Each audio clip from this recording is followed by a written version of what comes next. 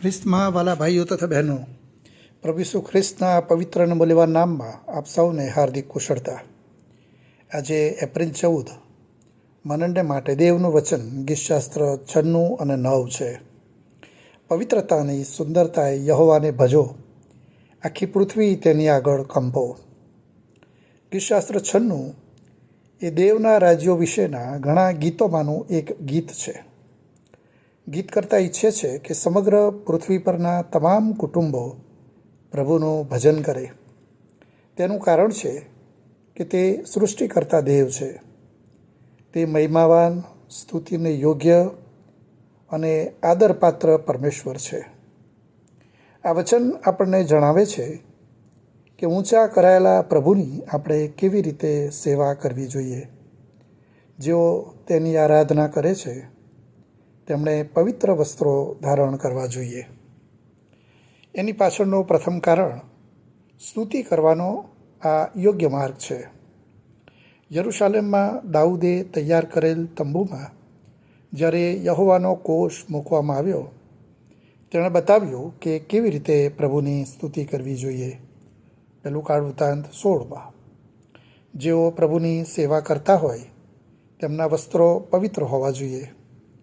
માટે જ હારૂન અને તેના પુત્રો અરણ્યમાં મુલાકાત મંડપમાં સેવા કરતી વખતે પવિત્ર વસ્ત્રો ધારણ કરતા હતા. આ વસ્ત્રો તેમની યાજકીય સેવા દર્શાવે છે.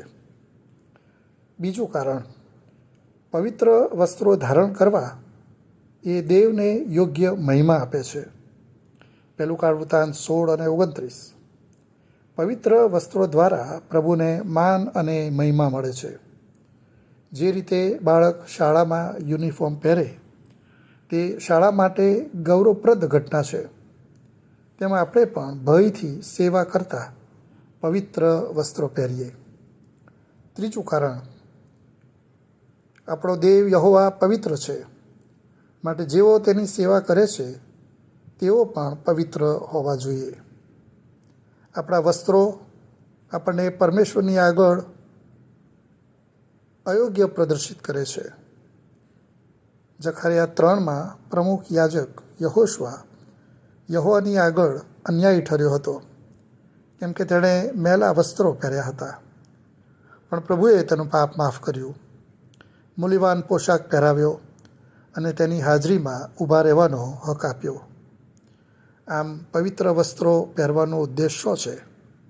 પહેલું પિત્તર 3 અને 4 જણાવે છે કે નમ્ર અને રાખ મન. પ્રભુ એવી ઈચ્છા રાખે છે કે આપણે મંડળી કે જે તેના પુત્રના લોહીથી તેણે ખરીદી તેના લોકો આત્મિક બનીએ અને તેની હજૂરમાં સેવા કરીએ.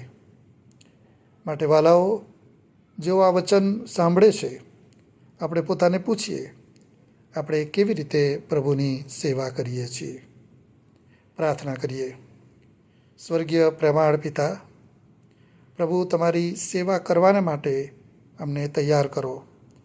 તમે જેવી ઈચ્છા રાખો છો તેવા વસ્ત્રો અમે ધારણ કરીએ, માટે અમે તમારી કૃપા ચાહીએ છીએ. પ્રભુ ઈસુ ખ્રિસ્તના મૂલ્યવાન નામમાં માગીએ છીએ. આમેન.